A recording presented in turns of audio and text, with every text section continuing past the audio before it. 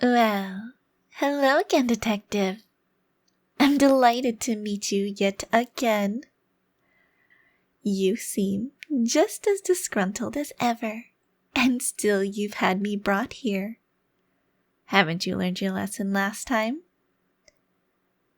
Or are you so keen on comparing your aging self to my undying youth? Ouch! No need to be so rough. I can sit down just fine by myself.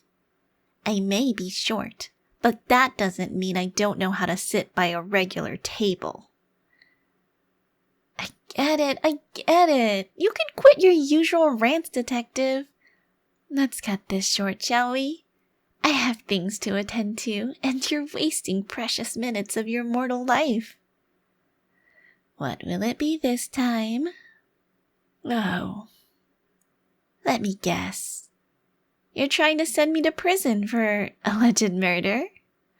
Or perhaps for my shady business practices, as you put it. Or maybe you're just obsessed with getting back at me for all the times I've escaped your grip over the last couple of decades. The countless instances when you thought you'd finally put me behind bars, but alas, I walk free once more. Face it, Detective, you can't hold me captive for longer than a few days at a time. You may be smart and a good detective when it comes to humanly matters, but my defense is undeniable, unbreakable, non-rebuttable. There is nothing you can do. Fine, I'll indulge you. I've had several meetings scheduled for tonight. Maybe we can finally hurry this up enough so I can actually attend them. Enlighten me. What will it be this time? Which one of my feats has caught your eye this time around?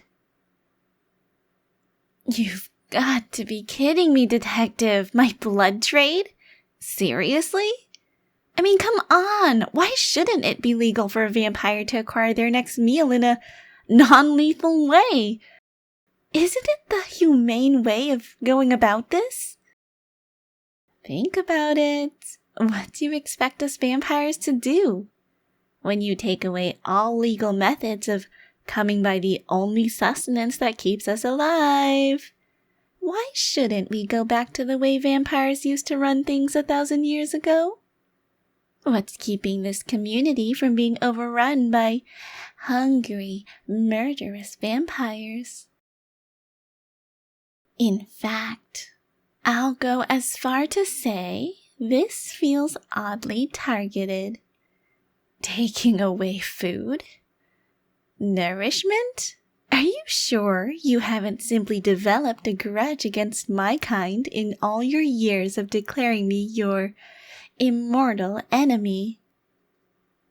I must say, I might file a report after you inevitably send me home again later this evening.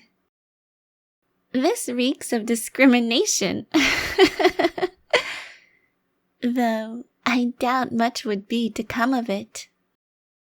After all, most of the mortal race is much like you. Not a single ounce of empathy, not a drop of blood to spare for your pale neighbors. The world would be a much different place if you simply allowed donations from your kin to mine. Instead, you've made it your life's greatest achievement to take on and lose against the child over and over again. I cannot possibly fathom what you promise yourself from trying to incarcerate me over and over again. Can't you just give up already? No line of argument, no state attorney will ever be able to achieve what you desire. After all, there's some perks to dying before reaching the age of criminal responsibility.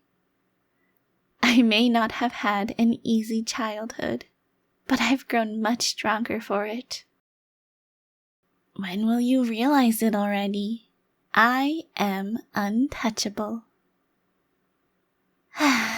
You're so insistent on painting me as a villain. Have you ever considered my point of view?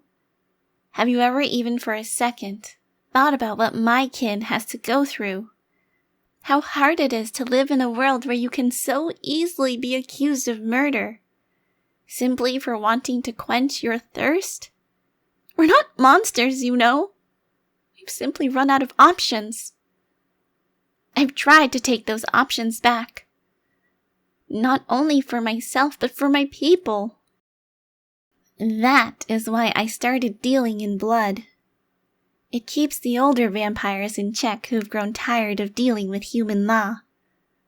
And it stops the young, freshly turned ones from letting the bloodlust take over their body. You don't seem to be impressed by my plea for the compassion we deserve. Say, detective, have I ever told you about how I even ended up in this situation in the first place? Perhaps that will help you finally understand.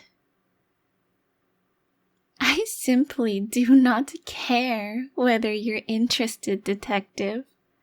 Frankly, nothing you have to say is of any value, and since you won't let me go anytime soon, I may as well take over the conversation. My looks do not mean that you can treat me like a child, detective. I will not be told to simply keep my mouth shut. Very well. I wasn't born like this. I did not choose this fate. Believe me, I would have much rather stayed human. My humanity didn't last for much of my life. I was a mere child, cuddled up in my mother's arms when it happened. I was sleeping, completely unaware of the danger I was about to be put in, of the chaos my life was about to turn to, the heartache, the pain, the constant urge to bite whichever human I saw. Hundreds and hundreds of years ago, a stranger suddenly ripped me from my mother's lap, tossed me aside like some mere rubble, an obstacle in his way. I had to watch as he drained my mother's blood. I had to endure her screams of agony as she was overcome with the pain of turning. And I had to endure it myself shortly after, since the stranger's greed didn't come to a halt even when facing a child. That, detective, that is a true criminal, a true murderer.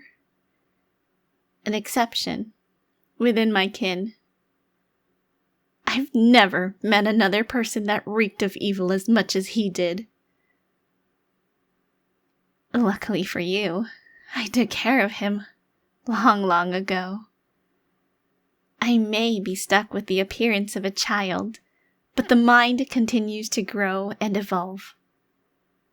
Eventually, I developed the wit to outsmart him.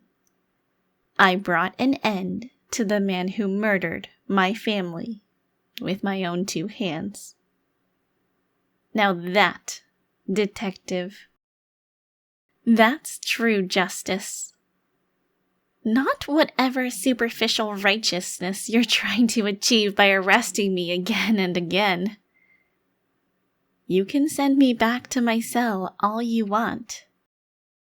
But let me ask this of you. When you go to sleep tonight, think about whether it's really worth it to continue this, or whether it'd be wise to let me do my job and prevent even more children like I once was to face this fate.